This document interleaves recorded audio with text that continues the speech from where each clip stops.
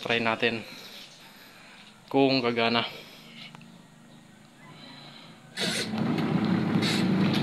Yun,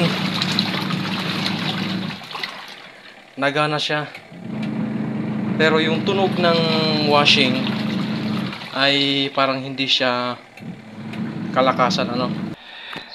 So ayan guys, ngayon ay linggo, ano. So ako ay naglalaba, hindi pa po tapos, may isang ikot pa at bigla namang nawala ng power.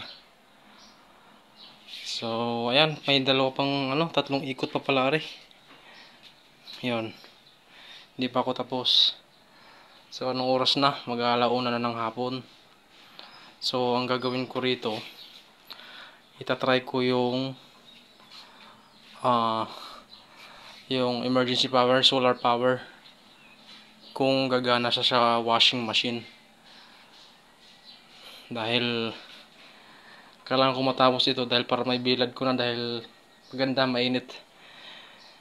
Anong oras na kasi? May puti pa ako rito. Yan, binabad ko muna sa sabon. So tatry ko kung gagana. Pag hindi gagana, kasi hindi ko sigurado kung gaano kalakas yung washing pagdating sa konsumo ng power. Yung power, ano. So yan, yung mga maong ko tsaka mga jacket, tapos may basahan pa, tapos are mga shorts, tapos ito nakapag dryer. So dryer are, nakatapos na yung dryer. So ngayon tatry natin kung gagana. Nakasaksak na siya. Ayan, yun yung extension, oh. Yun yung extension ko.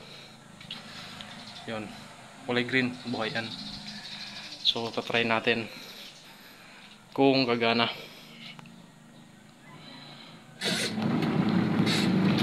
Yun, nagana siya, pero yung tunog ng washing ay parang hindi siya kalakasan, ano. So mahina yung bigay ng power. So pupunta tayo dun sa panel kung saan yung power supply. Malakas nga siya. Ayan, oh, nagbi-blink siya, oh. So patayin ko na dahil hindi kaya. So malakas yung konsumo niya. Napapagana siya, kaso lang yun nga, mahina. Hindi full charge yung battery.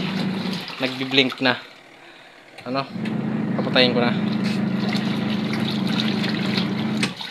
Yan. So ibig sabihin, pwede mo siyang gamitin, kaso nga lang kailangan naka full charge sare. Ayan. So kanina nagbi-blink yan. Ano? So escape muna natin yung paglalaba. At least nakita natin, na-testing natin na pwedeng gamitin yung ito sa washing machine, no? Pero ngayon, dahil sobrang init, electric fan muna tayo.